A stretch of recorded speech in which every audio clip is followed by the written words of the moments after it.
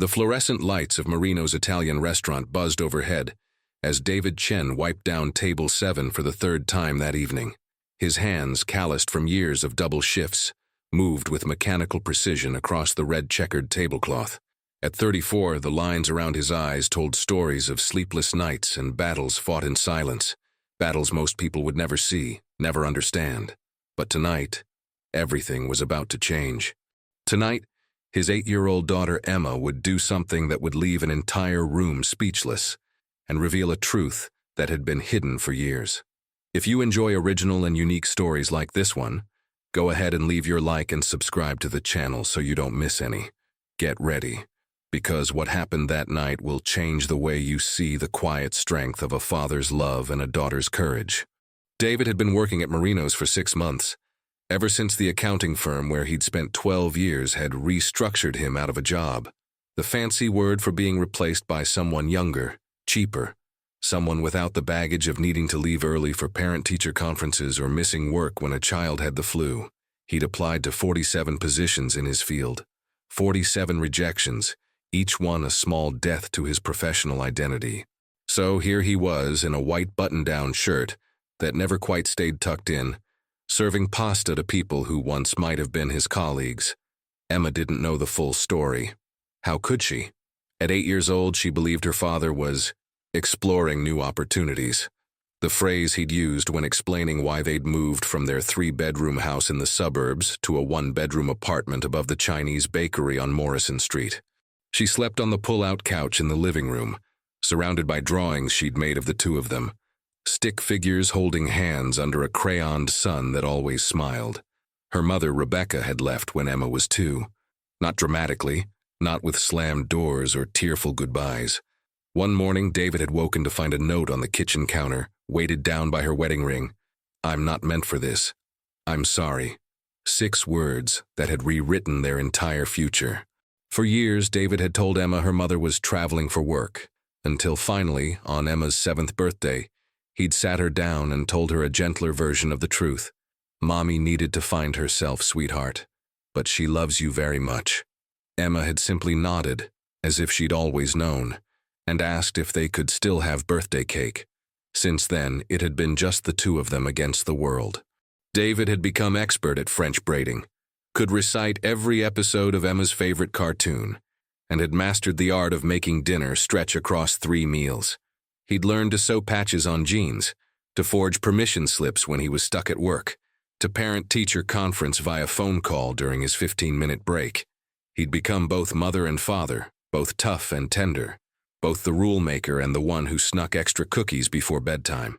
But lately, things had gotten harder. The bills were piling up. Medical debt from when Emma had pneumonia last winter, the car that needed new brakes, the landlord who'd raised the rent. David had taken every shift Marino's would give him. Doubles, weekends, holidays.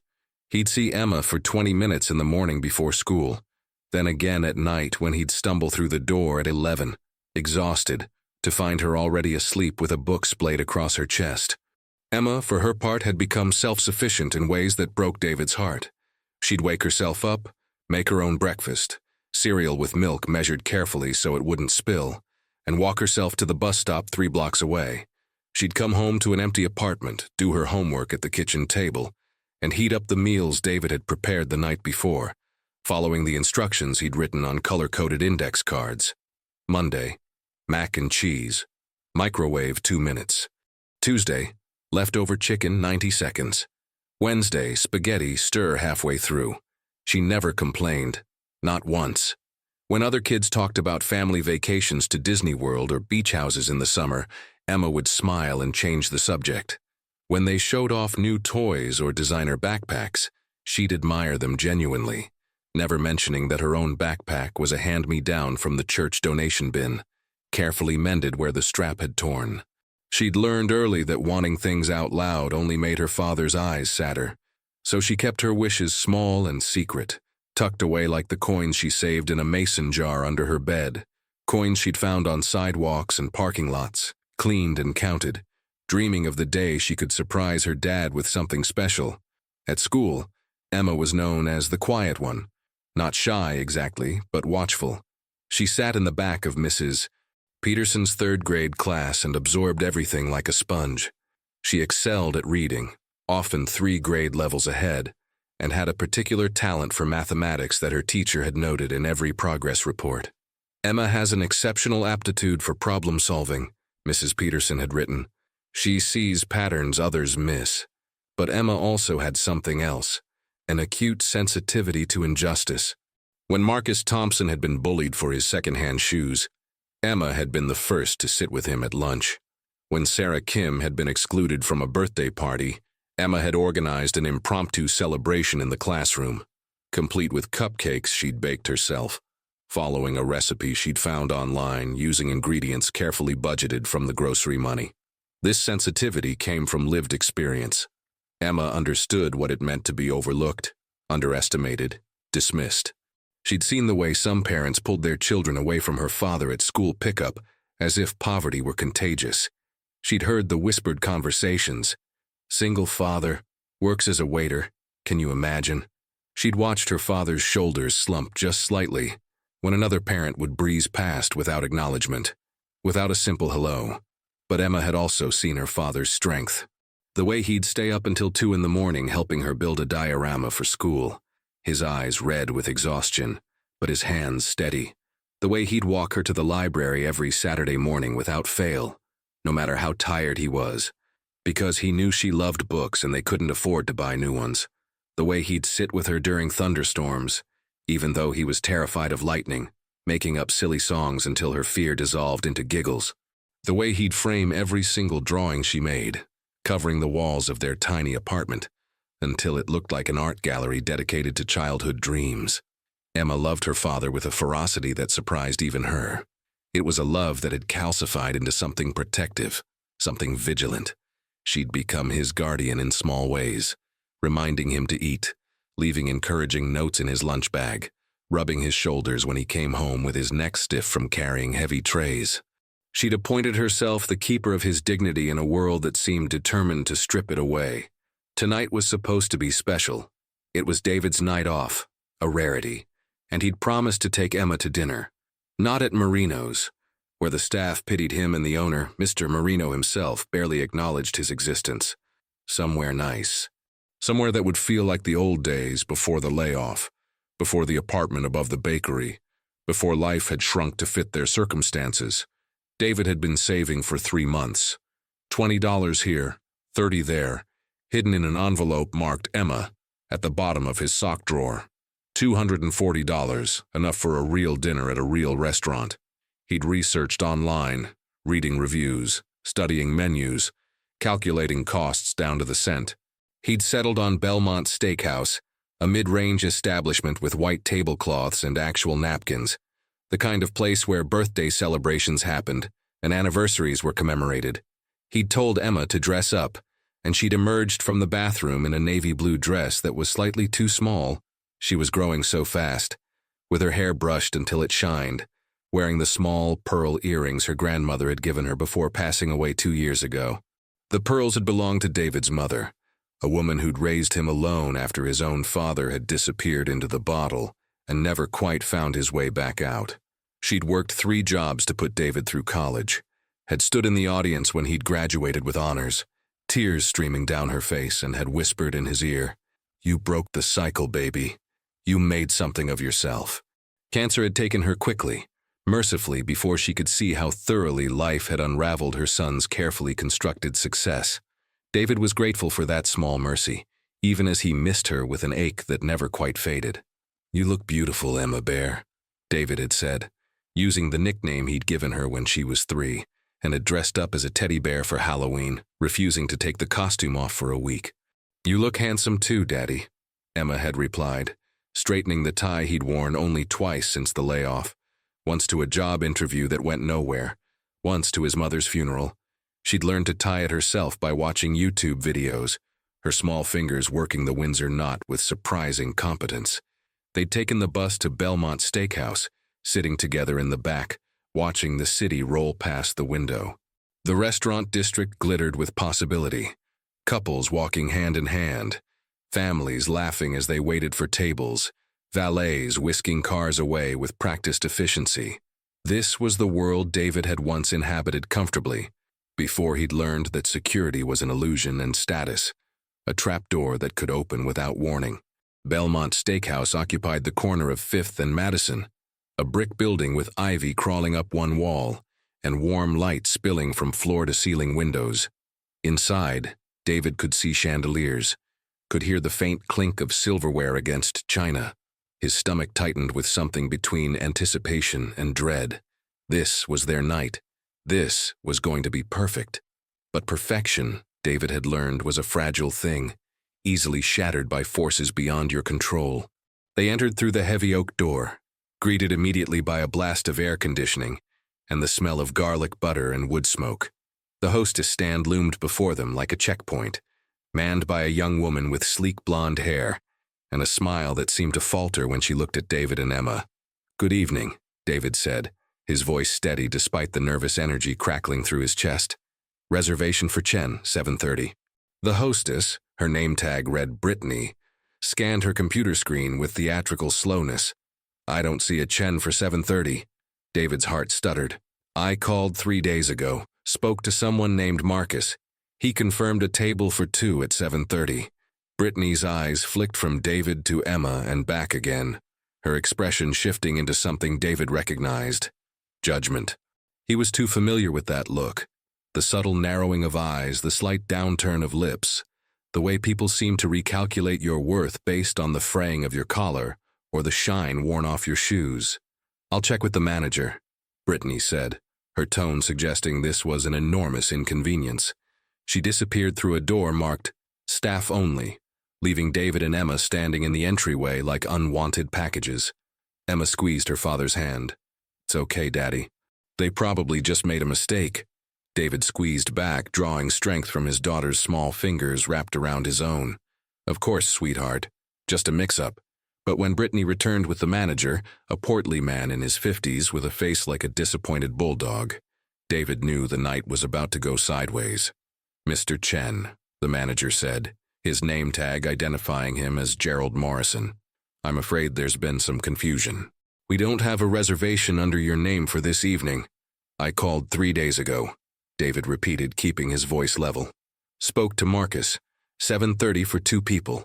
He took my name and phone number." Gerald's expression suggested he was being forced to explain something obvious to someone dense. "Well, clearly that reservation wasn't properly logged. Unfortunately, we're completely booked this evening. I'm sure you understand.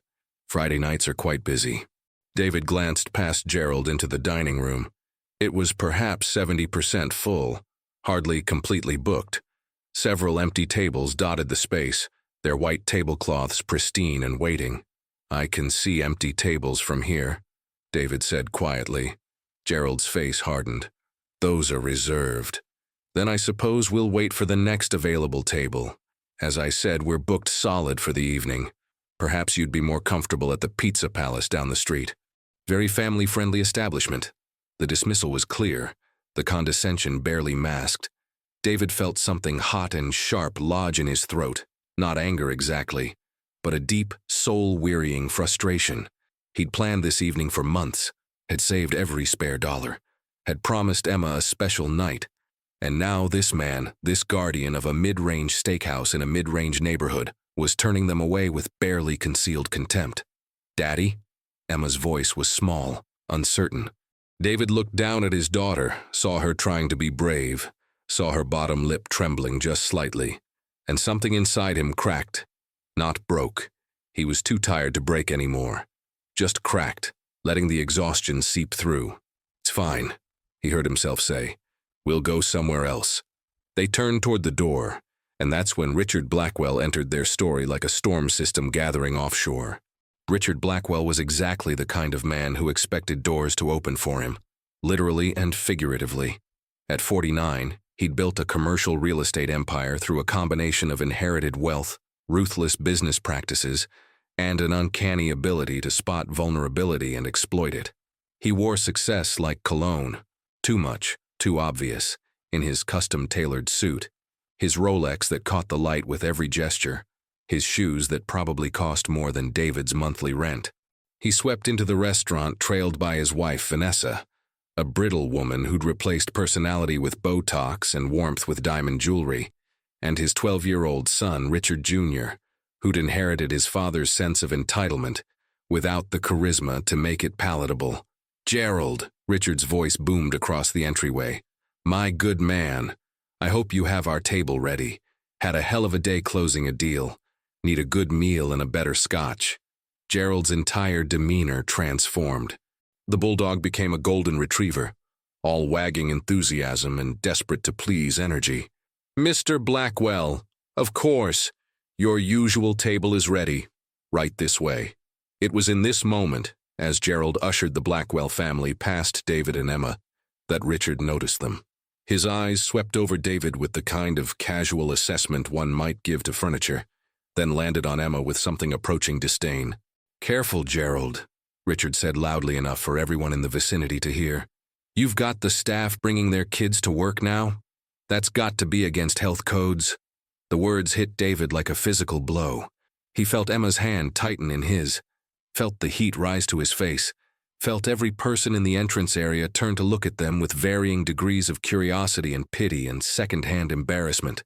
"I'm not staff," David said quietly. "We're customers." Richard's eyebrows rose in theatrical surprise. "Really? Could have fooled me." His eyes raked over David's worn tie, his slightly too large jacket, a thrift store find that almost fit, his shoes that had been resoled twice. "You sure you're in the right place? This isn't exactly a soup kitchen." Vanessa laughed, a brittle, crystalline sound. Even Richard Jr. smirked, pleased to witness his father's dominance display. Gerald said nothing, did nothing, simply stood there like a monument to cowardice, letting the moment stretch and rot. David's mouth opened, then closed. What could he say? How could he defend himself without sounding defensive? How could he explain that 6 months ago he'd worn suits just as expensive as Richard's, had closed deals and commanded meetings and been treated with respect? How could he make this man understand that poverty wasn't a moral failing but a circumstance, a trapdoor that opened beneath people who'd done everything right? He couldn't. The words stuck in his throat, heavy and useless. But Emma had no such hesitation. "My daddy's not staff," she said, her voice small but clear as a bell. "And even if he was, that wouldn't make him less than you." Richard turned his attention to Emma for the first time, really looked at her. Well, well, the little girl has opinions. How adorable. "It's not an opinion," Emma continued, and David heard something in her voice that made his breath catch. Something fierce and righteous and completely unafraid. "It's a fact. My daddy works harder than probably anyone in this restaurant. He works 2 jobs to take care of me. He makes sure I have everything I need. He helps me with my homework every night even when he's tired. He volunteers at my school even though he barely has time. He's the best dad in the world." "Emma, sweetheart." David started, wanting to shield her from whatever was coming, but she wasn't finished. "And you know what else?" Emma looked directly at Richard, her 8-year-old eyes holding the gaze of this middle-aged titan of industry without flinching. "We might not have a lot of money right now, but my daddy has something you probably don't have. He knows what really matters. He knows that being a good person is more important than having expensive stuff, that being kind is more important than being rich, that how you treat people says everything about who you are." The entrance area had gone completely silent. Even the ambient restaurant noise seemed to hush, as if the universe itself was leaning in to listen to this child speak truth to power. Richard's face had progressed through several shades of red. "Listen here, little girl. My name is Emma," she interrupted, "and I'm not done talking. You think you're better than us because you have more money? You're not. You're actually worse, because you use what you have to make other people feel small. That's not strength. That's weakness." Vanessa gasped. Gerald looked like he wanted to sink through the floor. Richard Jr.'s smirk had disappeared, replaced by something that might have been respect or might have been fear. It was hard to tell, but Richard himself had gone very still, very quiet. His face had settled into something dangerous, something that made David step protectively in front of Emma. "You're going to let your daughter talk to me that way?" Richard addressed David directly now, his voice low and controlled in a way that felt more threatening than shouting. "I'm going to let my daughter speak her mind," David replied, finding his voice at last. Because she's right about all of it. Do you know who I am? I know exactly who you are. A man who mistakes wealth for worth. Richard's jaw worked. I could ruin you. I own half the commercial real estate in this city. I could make sure you never work in a decent establishment again. David felt a laugh bubble up. Bitter, exhausted, liberating. I hate to break it to you, Mr. Blackwell, but I already got ruined. Lost my career, lost my home, lost any illusion that the system rewards hard work and decency.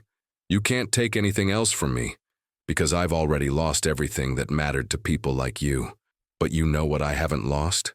My daughter's respect, my integrity, my ability to sleep at night knowing I've done right by the people I love. Can you say the same? The question hung in the air between them, and for just a moment, David saw something flicker across Richard's face, something that might have been recognition or regret, or the ghost of the person he'd been before money had calcified his soul.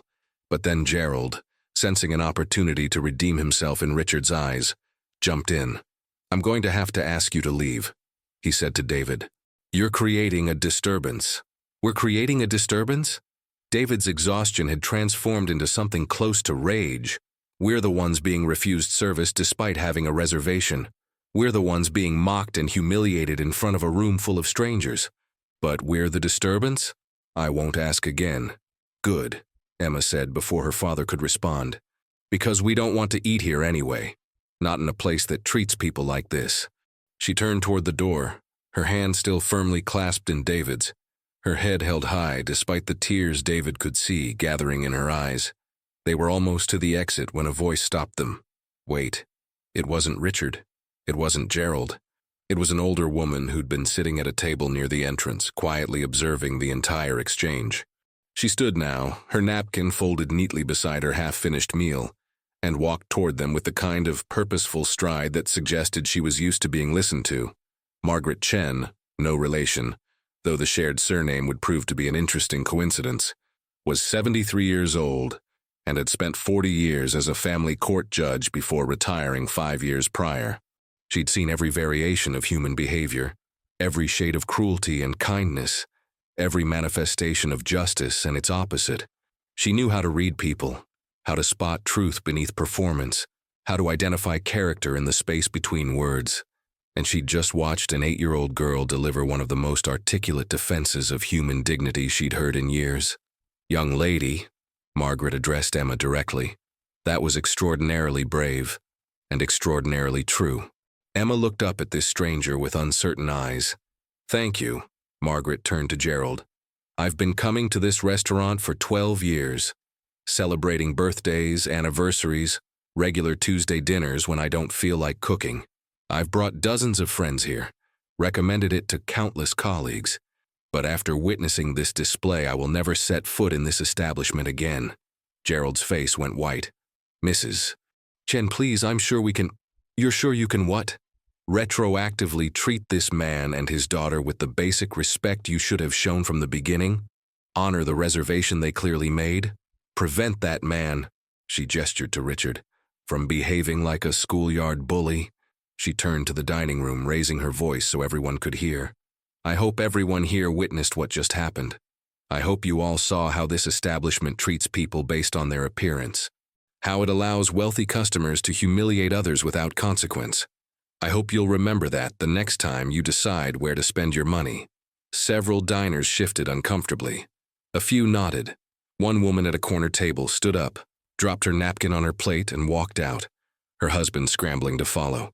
Margaret turned back to David. I don't know you, and I have no particular reason to help you. But I do know injustice when I see it, and I've spent my entire career trying to correct it wherever possible. She pulled a business card from her purse. Thick, expensive cardstock with elegant lettering. I run a non-profit now. We help people who've fallen through the cracks of the system get back on their feet. Job placement, legal assistance, financial counseling. I'd like to talk to you about your situation, if you're willing. David stared at the card like it might be a hallucination. Margaret Chen, Director, Second Chances Initiative, a phone number, an email address, an actual concrete lifeline. I don't understand, he managed. You don't need to understand right now. Just call me on Monday. We'll talk." She looked down at Emma. "And you, young lady, have a gift.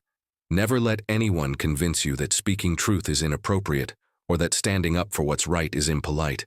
The world needs more people like you, not fewer." Emma nodded, unable to speak past the lump in her throat. Margaret gathered her coat and her purse, left 3 20s on her table, far more than her meal had cost, and walked toward the door. Before leaving, she turned back one last time. "Oh, and Mr. Blackwell?" Her voice carried across the restaurant like a judge delivering a verdict. Richard, who'd been standing frozen in this tableau of his own making, looked up sharply. "I happen to know your father, Walter Blackwell. We served together on several charitable boards before his retirement. I wonder what he'd think of his son humiliating a working father and his young daughter in public. Shall I give him a call and find out?" The color drained from Richard's face. Whatever relationship he had with his father, it clearly held some power over him. Maybe the last person whose opinion he actually feared. "That won't be necessary," he said tightly. "Good. Then perhaps you'll consider this a learning opportunity. Though at your age, I imagine the lesson will be harder to absorb." Margaret nodded to David and Emma. "Monday, don't forget." She left, and her absence seemed to create a vacuum that sucked the remaining tension from the room. Gerald was sweating visibly. Vanessa was whispering urgently to Richard. Richard Jr. was staring at Emma like she'd grown a second head. And the other diners had returned to their meals with the studied fascination of people who'd just witnessed a car accident, horrified but unable to look away. "We should go," David said quietly to Emma. They pushed through the oak door back into the cool evening air. The city sounds rushed back in. Traffic, distant music, the rumble of the bus on Madison Avenue. David realized he was shaking, adrenaline draining away and leaving him hollow.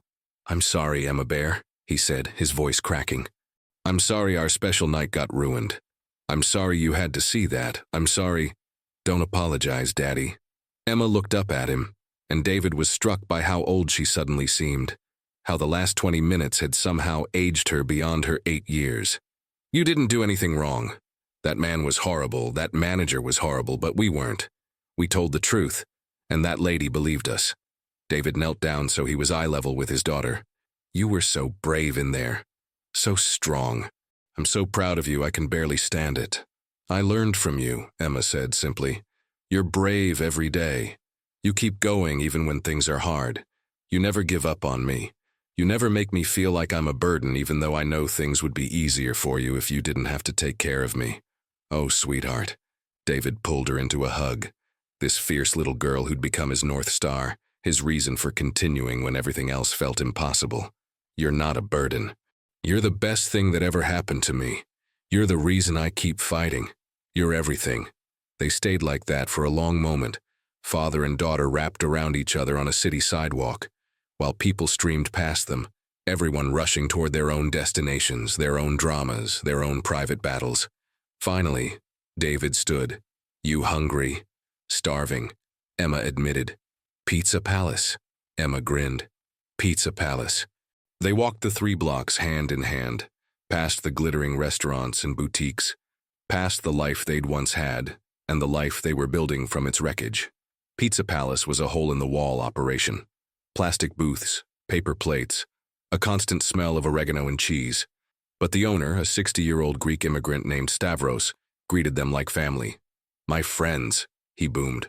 "I have fresh garlic bread, still warm, and your usual table is open."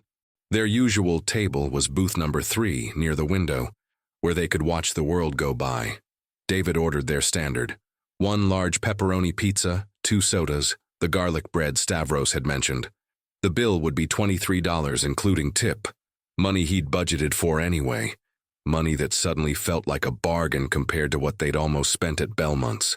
As they waited for their food, Emma pulled out the small notebook she carried everywhere, a habit she'd developed over the last year, filling it with observations and thoughts and little stories. She wrote something, then showed it to her father. "Things I learned tonight. 1. Being rich doesn't make you a good person. 2. Speaking up is scary but important. 3. Sometimes strangers help you when you least expect it. 4. Daddy is still the best person I know. 5. Pizza is better than steak anyway. David felt his eyes fill with tears. The second time tonight, though, these were different. These were tears of gratitude, of love so profound it hurt, of recognition that somehow, despite everything, he'd raised a daughter who understood what mattered. "Can I add one?" he asked. Emma handed him the pencil. Below her list, he wrote, 6. I have the smartest, bravest, most amazing daughter in the world. Emma read it and smiled. Duh. Everyone knows that. They ate their pizza slowly, savoring each bite not because it was particularly gourmet, but because they were together, because they'd survived another trial, because the night hadn't ended in defeat, but in something like victory, the quiet kind, the kind that didn't involve triumphing over enemies but rather holding on to your own humanity despite attempts to strip it away. Later, on the bus ride home, Emma fell asleep against her father's shoulder, exhausted by the emotional intensity of the evening. David held her carefully, protectively, watching the city lights blur past the window. In his pocket, Margaret Chen's business card felt like a talisman, a promise of possibility. He didn't know what Monday would bring, didn't know if Margaret's offer was genuine or just a nice gesture made in the heat of the moment. Didn't know if anything would actually change, or if this was just another false hope in a long line of disappointments. But for the first time in months, David felt something he'd almost forgotten how to feel. Hope. Not the desperate, grasping kind, but something steadier. Something built on the foundation of his daughter's courage and a stranger's unexpected kindness, and his own stubborn refusal to let circumstance define his worth. Monday came. David called the number on Margaret's card at exactly 9 a.m., expecting voicemail or a secretary or some bureaucratic barrier. Instead, Margaret herself answered on the second ring. "David Chen? I've been hoping you'd call." They met at a coffee shop near Second Chances Initiative's office, a converted brownstone in the Arts District. Margaret arrived with a folder full of resources, contacts, possibilities. She'd done research over the weekend, she explained, called in favors, made connections. "I have 3 companies willing to interview you for positions in your field," she said without preamble. "All of them understand your situation. One of them, Mackenzie and Associates, specifically seeks people who've experienced setbacks. They believe it builds character, resilience." David stared at her. "Why are you doing this?" Margaret stirred her coffee thoughtfully. "When I was 26 years old, fresh out of law school, pregnant and unmarried, which in 1976 was basically a scarlet letter, I was rejected from every firm I applied to, told I was a liability, told I'd be a distraction, told to come back when I had my personal life in order. I was 2 weeks from being evicted, eating ramen for every meal, genuinely considering giving up my law license and working retail, when a judge named Helen Morrison called me out of the blue. She'd heard about my situation through a friend of a friend. She hired me as her clerk, mentored me, opened doors. She saved my career before it even started." Margaret met David's eyes. "Judge Morrison told me something I've never forgotten. The only way to repay this kind of kindness is to pass it forward. Somewhere down the line, you'll meet someone who needs what I'm giving you, and you'll help them the way I'm helping you. I've been passing it forward for 40 years. Your daughter reminded me why it matters." The interviews Margaret arranged went better than David had dared hope. Mackenzie and Associates, a mid-sized accounting firm specializing in nonprofits, offered him a position within 2 weeks. The salary was less than he'd made before the layoff, but enough. Enough to move into a proper 2-bedroom apartment. Enough to buy Emma new clothes that actually fit. Enough to stop living on the razor's edge of financial collapse. David gave his notice at Marino's on a Wednesday afternoon. Mr. Marino barely looked up from his inventory sheet. "Okay," was all he said, as if David's 6 months of loyal service had been utterly unremarkable, utterly forgettable. But the other servers threw him a small party in the break room. Cupcakes from the grocery store, a card they'd all signed. Rosa, who'd worked there for 12 years and had never once complained despite being paid barely minimum wage, hugged him tight. "You deserve this," she whispered. "Don't ever forget that you deserve good things." Emma was thrilled about the new job but insisted on one condition. "Can we still go to Pizza Palace sometimes? I don't want Stavros to think we forgot about him." Every Friday, David promised. It's tradition now. The months that followed weren't easy. Rebuilding rarely is, but they were steady. David threw himself into his work with the kind of focused energy he'd forgotten he possessed. He was good at his job. He'd always been good at his job. The layoff hadn't been about competence, but about corporate restructuring and bad timing, and the casual cruelty of systems that treated people as line items on a balance sheet. At Mackenzie & Associates, he found colleagues who treated him as an equal, who valued his insights, who didn't see his single parenthood as a liability, but as evidence of his ability to juggle competing priorities and manage under pressure. His boss, Lydia Mackenzie herself, was a 60-year-old woman who'd built her firm on the radical premise that work-life balance wasn't a luxury, but a necessity. "I don't need employees who burn out in 2 years," she'd said during his interview. "I need people who can sustain excellence over decades. That requires taking care of yourself and your family." Emma flourished in their new apartment. She got her own room, small but hers, which she decorated with posters and books and the mason jar of coins she'd been collecting, now displayed proudly on her dresser. She made friends in the new neighborhood, joined the school's math club, started writing short stories that her teacher praised as remarkably mature and emotionally resonant. But she never forgot that night at Belmont Steakhouse. It had marked her in ways both visible and invisible, teaching her that courage wasn't the absence of fear, but the willingness to speak truth despite it. She kept her notebook from that evening, the one with the list of lessons learned, tucked in her bedside drawer like a sacred text. 6 months after David started at Mackenzie & Associates, Margaret Chen called with unexpected news. "I'm organizing a fundraising gala for Second Chances Initiative. It's our 10th anniversary. I'd like you and Emma to attend as my guests. There's someone I think you should meet." The gala was held at the Riverside Hotel, a venue far more elegant than Belmont Steakhouse, with actual crystal chandeliers and servers in tuxedos and a view of the city skyline that took David's breath away. He'd bought Emma a new dress for the occasion, deep emerald green that made her eyes shine, and she'd insisted on wearing her grandmother's pearl earrings.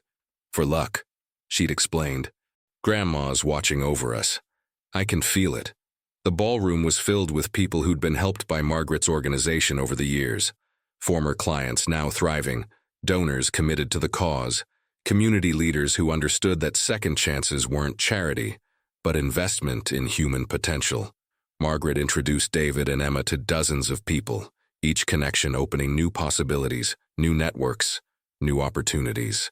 But the evening's real surprise came during Margaret's keynote speech. She stood at the podium, elegant in a navy suit, and told the story of a night 6 months earlier when she'd witnessed an injustice at a restaurant.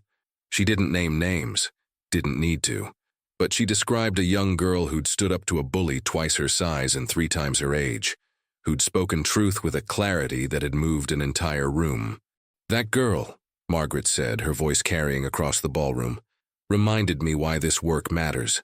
She reminded me that dignity isn't something granted by circumstance, but something inherent in every human being.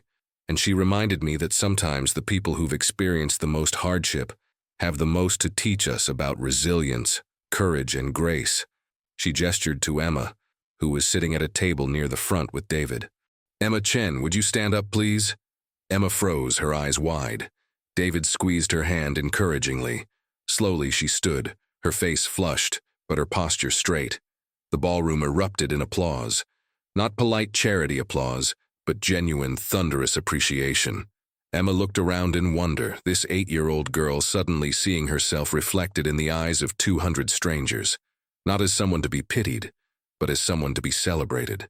When the applause finally subsided, and Emma sat back down, trembling with emotion, David leaned over and whispered, "I told you, the best, bravest, most amazing daughter in the world." After the keynote, a man approached their table. He was in his mid-50s, well-dressed but not ostentatious, with kind eyes and a firm handshake. "David Chen? I'm Robert Mackenzie, Lydia's husband. I've heard wonderful things about your work from my wife." David stood quickly, shaking Robert's hand. "Mr. Mackenzie, it's an honor. Your wife has been incredible to work for. Please call me Robert, and actually I'm here with a proposition." He glanced at Emma. Would you mind if I borrowed your father for a few minutes? There's someone I'd like him to meet." Emma nodded, and David followed Robert to a quieter corner of the ballroom, where a distinguished-looking woman was holding court with a small group of admirers. Robert made the introductions. "David, this is Patricia Harrington. She's the CEO of Harrington Enterprises. Patricia, this is David Chen, one of our firm's rising stars." Patricia Harrington was a legend in the business community, a woman who'd built a consulting empire from nothing, who'd been featured in Forbes and Fortune, who served on the boards of half a dozen major corporations. She turned her attention to David with the kind of focused interest that made him immediately nervous. "Robert tells me you have a remarkable story," she said, "and a remarkable daughter."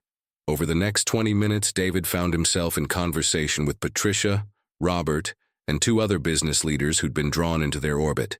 They asked about his background, his experience, his perspective on nonprofit accounting and management.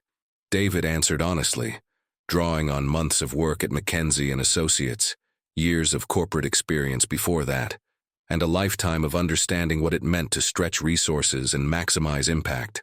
By the end of the evening, Patricia had offered him a consulting position, part-time at first, working with Harrington Enterprises' nonprofit clients, helping them optimize their financial operations. The pay was substantial, the opportunities for growth were real, and the flexibility meant he could maintain his position at McKinsey & Associates while exploring this new avenue. "I don't hire people based on pedigree," Patricia explained. "I hire based on character, competence, and perspective. You've clearly got all three, and honestly, I trust Margaret's judgment implicitly. If she thinks you're worth investing in, that's good enough for me." David accepted on the spot, then immediately second-guessed himself. Was he being too eager? Too desperate? But when he returned to the table where Emma was waiting, his daughter took one look at his face and grinned. "Something good happened," she said. It wasn't a question. "Something very good happened," David confirmed. The following year unfolded like a chapter from someone else's life, the kind of life David had once taken for granted, then thought he'd lost forever. The consulting work with Harrington Enterprises grew into a full-time position. David transitioned out of McKinsey & Associates with Lydia's blessing and continued support. "You're ready for this," she'd said. "Go make us proud." His income tripled. They moved into a house, small but theirs, with a yard where Emma could play and a garage where David could store the bicycle he'd bought her for her 9th birthday. He paid off the medical debt, replaced his worn-out car, started a college fund for Emma. The transformation wasn't overnight, wasn't magical, but it was steady and real and built on a foundation of hard work, second chances, and the kind of human connections that couldn't be bought or manufactured. Emma thrived in ways that made David's heart ache with gratitude. She joined the debate team at school and discovered she had a gift for persuasive speaking, no surprise to anyone who'd witnessed her takedown of Richard Blackwell. She won regional competitions, earned scholarships to summer academic programs, was featured in the local newspaper as a young leader to watch. But she remained at her core the same girl who'd stood up in that restaurant and spoken truth to power. She volunteered at Second Chances Initiative, helping Margaret organize fundraisers and mentor other children whose families were struggling. She befriended the kids at school who sat alone at lunch, who wore the same clothes 3 days in a row, who flinched when teachers called on them because they'd learned to expect humiliation rather than encouragement. "I remember what it feels like," she explained to David one evening when he asked why she spent so much time helping others. "I remember feeling invisible, feeling like we didn't matter because we didn't have money. I don't want anyone else to feel that way." On the first anniversary of that night at Belmont Steakhouse, David took Emma back to Pizza Palace. Stavros greeted them with his usual enthusiasm, then surprised them by bringing out a cake, chocolate with vanilla frosting, Emma's favorite. "What's this for?" Emma asked. "Stavros remembers everything," the old man said with a wink. "1 year ago, you came here after some trouble. You sat in booth 3. You ate pizza and garlic bread. You wrote in your little notebook. I could see you were sad, but also strong. I wanted to mark the occasion, to celebrate how far you've come." David felt his throat tighten. "You didn't have to do this." "Of course I didn't have to. I wanted to. You are family here. Family celebrates together." They ate cake and pizza and talked about the year that had passed. All the changes, all the growth, all the small miracles that had accumulated into something resembling a transformed life. As they were leaving, Emma turned to her father. "Daddy, do you ever think about that man, Mr. Blackwell?" David considered the question carefully. "Sometimes. Why? I wonder if he ever thinks about us, if he ever realized he was wrong." "I don't know, sweetheart. Some people never realize they're wrong. They just keep being cruel because it's easier than changing." "That's sad," Emma said. "I feel sorry for him." David stopped walking. "You feel sorry for him? After what he said to us?" "Yeah, because he has all that money and all that power, but he's not happy. You can tell. Happy people don't need to make other people feel small. And his son, did you see his son's face? He looked miserable. I bet Mr. Blackwell treats him the same way he treated us." Out of the mouths of children, David thought. His 9-year-old daughter had just articulated something it had taken him decades to understand. That cruelty often stems from pain. That bullies are frequently the most damaged people in any room. That the best revenge isn't vengeance but becoming the kind of person who breaks cycles rather than perpetuating them. "You're probably right," David said. "So what do we do with that information?" Emma thought for a moment. "We keep being kind. We keep helping people. We remember what it felt like to be treated that way, and we make sure we never do it to anyone else. And maybe, if we ever see Mr. Blackwell again, we treat him better than he treated us. Not because he deserves it, but because we deserve to be the kind of people who choose kindness even when it's hard." David pulled his daughter into a hug right there on the sidewalk, not caring who saw them. Not caring about anything except this moment with this extraordinary human being he had somehow helped create. "When did you get so wise?" "I learned from the best," Emma said, echoing the words she'd spoken a year ago in front of Belmont Steakhouse. Words that had somehow become their refrain, their reminder of who they were and what they meant to each other. The universe, David had learned, had a strange sense of humor and an even stranger sense of timing. 3 months later, he was leading a consulting workshop for nonprofit executives when he looked up and saw Richard Blackwell standing in the back of the room. David's first instinct was to freeze, to panic, to relive the humiliation of that restaurant encounter. But then he remembered Emma's words, "We treat him better than he treated us," and took a breath. The workshop proceeded normally.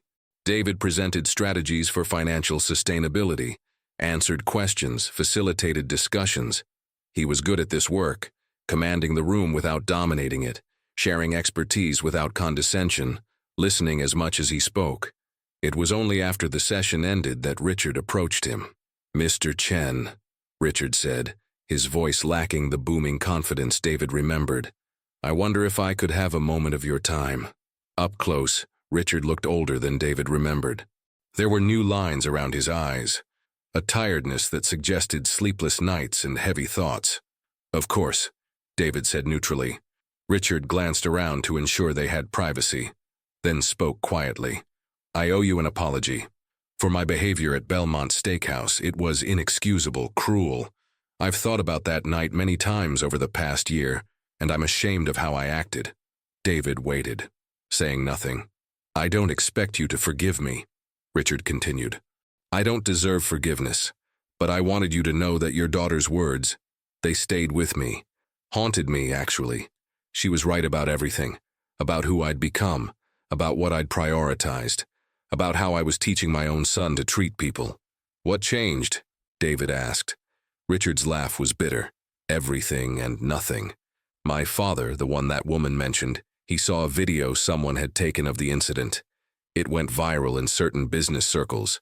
Not publicly, thank God, but enough that it got back to him. He called me into his office and told me I'd become exactly what he'd always feared. Rich in wealth, poor in character. He said he was ashamed to have me as his son. That must have been hard to hear. It was devastating. And necessary." Richard met David's eyes. "I've been in therapy for 6 months, working on understanding why I need to diminish others to feel powerful. It's not an excuse, but my father, before his retirement, before his apparent moral awakening, he raised me the same way. Success at any cost, dominance over empathy, winning as the only metric that mattered. I'm trying to unlearn decades of programming. David felt something unexpected. Compassion. Not absolution, not forgiveness exactly, but recognition that people contained multitudes, that villains were rarely one-dimensional, that the capacity for change existed in everyone willing to do the work. "How's your son?" David asked. "Better, I hope. We're in family therapy together. I'm trying to teach him different values. It's hard. I'm bad at it, but I'm trying." Richard paused. Would you be willing to let me apologize to your daughter as well, in person? I think about her often, about her courage. I'd like her to know that her words made a difference." David considered this carefully. "I'll ask her, but the decision is hers. If she doesn't want to see you, I'll respect that." "Of course, and Mr. Chen, your presentation today, it was excellent. You have real talent for this work." "Thank you," David said, then added, "I hope you find what you're looking for. True peace, real happiness, the kind that doesn't require diminishing others." "So do I," Richard replied softly. That evening, David told Emma about the encounter. She listened carefully, her face thoughtful in the way he'd come to recognize meant she was processing something complex. "Do you want to see him?" David asked. "You don't have to. Your comfort and safety come first, always." Emma was quiet for a long moment. Then, "I think I do. Not because I need his apology. I'm okay whether he apologizes or not. But because maybe it'll help him, and maybe it'll remind me that people can change if they really want to." They met at a neutral location, a park near Emma's school, on a Saturday morning. Richard arrived alone, looking nervous in a way David had never imagined this powerful man could look. Emma approached him with David at her side, her expression open but guarded. "Emma," Richard began, then seemed to lose his words. He knelt down so he was at her eye level. "I'm sorry. For how I treated you and your father, for the things I said, for the example I set. You deserved better. Every person deserves better. You were brave that night, and you were right, and I was cruel and wrong. I'm sorry." Emma studied him for a moment. Then, "Do you mean it? Or are you just sorry you got caught?" Richard flinched but didn't look away. "Both, if I'm honest. I'm sorry I got caught because it forced me to look at myself, and I didn't like what I saw. But I'm also genuinely sorry for causing you pain, for trying to make you and your father feel less than. That was wrong regardless of whether anyone saw or recorded it or called me out for it." Emma nodded slowly. "Okay, I accept your apology, but that doesn't mean we're friends or anything. It just means I'm choosing not to carry anger about it anymore." "That's more than I deserve," Richard said. "Thank you. You should do something good with your money," Emma added, "like help people who need it. Donate to places like Second Chances Initiative. Use your power to lift people up instead of putting them down. That would show you really changed." Richard's eyes glistened. "You're absolutely right, I will. I'll start today." True to his word, Richard became one of Second Chances Initiative's largest donors. Not publicly, not for recognition, but quietly and consistently, funding scholarships and job training programs and emergency assistance for families in crisis. Margaret Chen called David 6 months later to tell him about the anonymous benefactor who'd transformed their organization's capacity to help people. "I think I know who it is," David said. "So do I," Margaret replied, "and I think a certain young lady had something to do with it." Emma was 11 when she was invited to speak at Second Chances Initiative's annual gala, the same event where she'd been recognized 3 years earlier, but this time as a featured speaker. She was terrified, she admitted to David the night before, but she'd written her speech carefully, practicing it dozens of times in front of the bathroom mirror.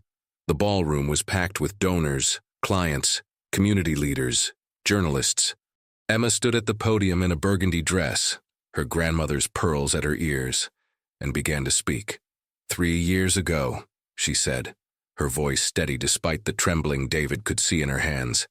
My dad and I were turned away from a restaurant. We'd made a reservation. We'd saved money for a special dinner. We'd gotten dressed up and taken the bus and walked in excited. And we were treated like we didn't matter because we didn't have enough money, because we didn't look like we belonged. The room was silent. every eye on this 11-year-old girl who spoke with the clarity of someone twice her age. I could have let that night make me bitter, Emma continued. I could have decided that the world was cruel and people were mean, and there was no point in trying to be good. But something else happened that night. A stranger, Margaret Chen, stood up for us. She saw injustice and she didn't look away. She didn't say, "That's not my problem," or "I don't want to get involved." She acted, and her action changed everything. Emma paused, looking out over the crowd. My dad always taught me that how we treat people, especially people who can't do anything for us, shows who we really are. That night at the restaurant, I learned he was right. The man who humiliated us showed us who he was. The manager who did nothing showed us who he was. But Margaret showed us who she was, too. And she was the one who mattered.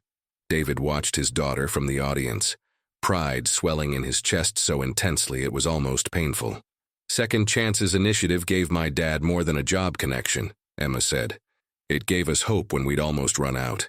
It reminded us that we weren't alone, that our struggles didn't define us, that one person caring enough to act could change the trajectory of an entire life. My dad now helps other people the way Margaret helped us. I want to do the same thing when I grow up. I want to be the person who stands up when it's easier to stay silent, who helps when it's easier to walk away, who remembers what it felt like to need help and uses that memory to fuel action instead of resentment. She gripped the podium, her voice growing stronger. If you're here tonight because Second Chances helped you, stand up. Slowly, people throughout the room rose to their feet. First a few, then dozens, then nearly half the ballroom. David stood too, tears streaming down his face unashamedly. Margaret stood, smiling. And in the back of the room, partially hidden, Richard Blackwell stood as well, his face etched with emotion. This is what matters, Emma said, gesturing to the standing crowd. Not how we fall, but how we help each other get back up. Not the mistakes we make, but whether we learn from them. Not what we've lost, but what we choose to build from the pieces. The applause started before she'd even finished speaking, building into a standing ovation that lasted nearly 2 minutes. Emma stood at the podium, overwhelmed, until Margaret joined her on stage and pulled her into an embrace.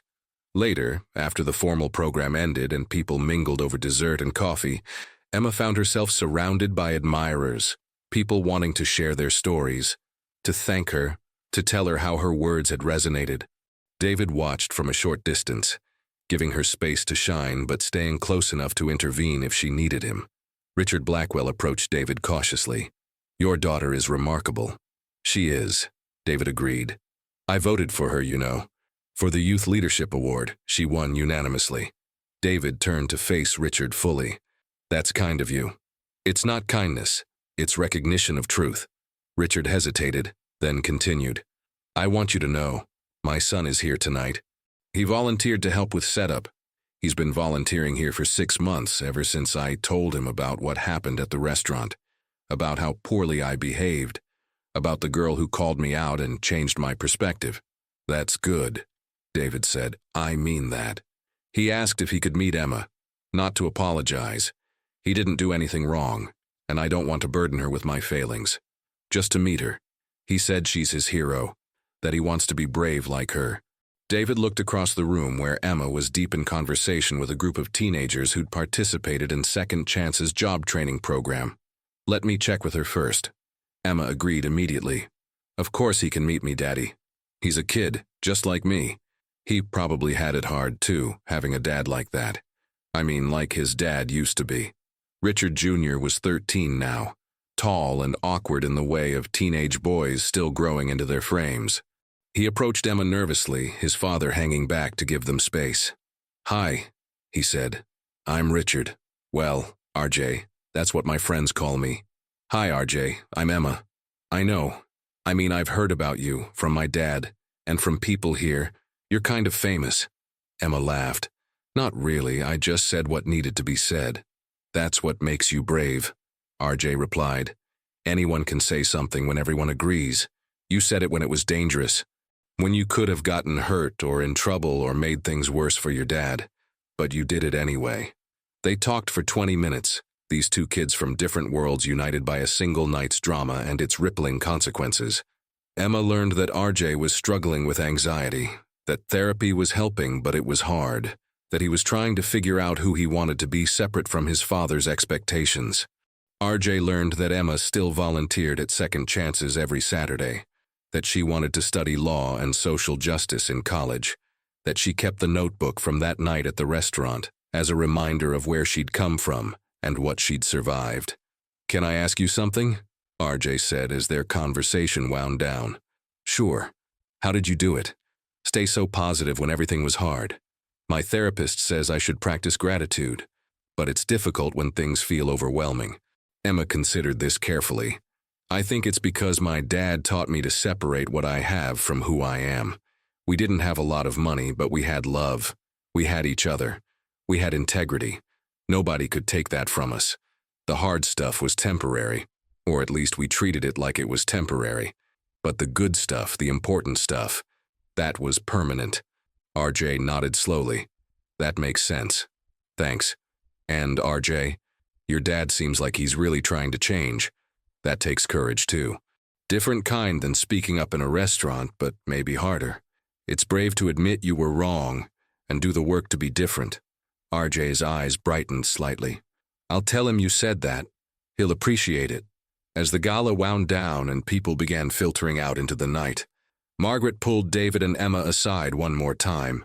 "I have something for you both," she said, handing David an envelope. "Open it when you get home. It's not money. I know you're doing well now. It's something else." That night, in their house that no longer felt temporary, David opened the envelope while Emma looked over his shoulder. Inside was a letter, handwritten on Margaret's personal stationery. "Dear David and Emma, 3 years ago, I witnessed an act of courage that reminded me why I do this work. Emma, you spoke truth when it would have been easier and safer to stay silent. David, you raised a daughter who values integrity over comfort, who understands that human worth isn't measured in bank accounts, who stands up for justice even when the cost is high. You've both inspired countless people through Second Chances initiative, not just with your story, but with your actions. David, the families you've helped through your consulting work have broken cycles of poverty. Emma, the children you've mentored have found their voices. You've proven that Second Chances aren't just about receiving help, but about passing it forward. Enclosed is a scholarship fund I've established in Emma's name. It will provide full college funding for one student each year. Students like Emma, like David once was, like so many people who just need someone to believe in them when circumstances say they don't matter. The first scholarship will go to Emma herself, of course, but after that, she'll help select recipients. I can't think of anyone better qualified to identify courage, resilience, and potential. You've already changed more lives than you know. This is just the beginning." With admiration and affection, Margaret Emma read the letter twice, then looked up at her father with tears streaming down her face. "Daddy, this is too much. We can't accept this. Actually, sweetheart, I think we have to. Not for us, but for all the future Emmas and Davids out there who need what Margaret gave us. A chance. Hope. Someone who believes they matter." Emma threw her arms around her father, and they stayed that way for a long time. These two people who'd traveled so far from that night at Belmont Steakhouse, who'd transformed pain into purpose and humiliation into helping others. 5 years later, Emma graduated high school as valedictorian. Her speech referenced that night, the night that had become a defining moment in both their lives, and challenged her classmates to be the people who stand up, who speak out, who remember that every human being carries invisible struggles and deserves dignity. She attended college on Margaret's scholarship, majoring in social work and public policy. She interned at Second Chances Initiative every summer, eventually joining their board of directors at 22, the youngest board member in the organization's history. David continued his consulting work, eventually starting his own firm specializing in helping nonprofits achieve financial sustainability. He never forgot what it felt like to be on the other side of that equation, the one needing help rather than giving it. And that memory informed every decision he made, every client he took on, every piece of advice he offered. Richard Blackwell became a different kind of wealthy man, the kind who understood that privilege came with responsibility, that wealth could heal or harm depending on how it was wielded. He and David weren't exactly friends, but they'd achieved something perhaps more meaningful: mutual respect, born from honest reckoning with past wrongs and genuine effort to do better. RJ stayed in touch with Emma throughout high school and college, their friendship an unexpected grace note in a story that had begun with conflict. He eventually followed her into nonprofit work, using his business degree to help organizations like Second Chances Initiative scale their impact. "You showed me what courage looks like," he told Emma years later. "And my dad showed me what redemption looks like. Between the two of you, I figured out who I wanted to be."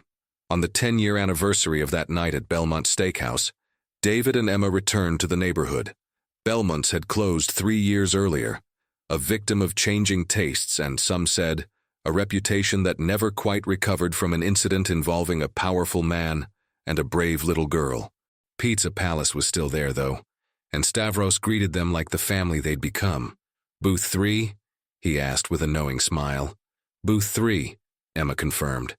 They ordered their usual, pepperoni pizza, garlic bread, 2 sodas, and sat by the window watching the world go by.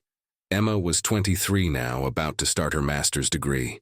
David was 49, graying at the temples but lighter in spirit than he'd been in decades. "Do you ever regret it?" Emma asked suddenly. "That night? The way everything happened?" David thought carefully before answering.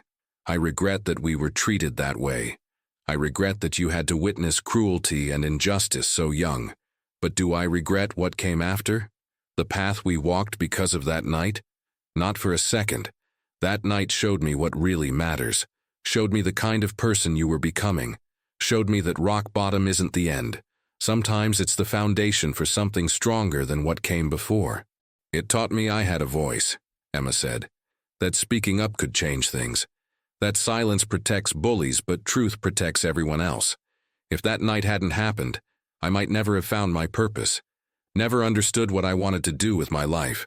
They ate their pizza slowly, savoring the familiar taste, the comfort of routine, the gift of shared history. Through the window, they could see the spot where Belmont Steakhouse had stood, now an empty lot waiting to become something new. "What do you think they'll build there?" Emma wondered aloud. "I don't know," David replied. "But whatever it is, I hope it treats people better than what was there before." "Everything's temporary," Emma mused. "Buildings close, situations change. Nothing stays the same. The only thing we control is how we treat each other in the moments we have." David reached across the table and took his daughter's hand. "When did you get so wise?" Emma grinned, the same grin she'd had at 8 years old, somehow both younger and older than her years. "I learned from the best." As they left Pizza Palace that evening, Stavros called after them. "Same time next year." "Same time next year," David confirmed. Some traditions were worth keeping. They walked through the neighborhood as dusk settled over the city, father and daughter side by side, their shadows stretching long behind them. They'd traveled so far from that night 10 years ago, not just in circumstance but in understanding, in purpose, in the quiet certainty that they'd found their way through darkness into light.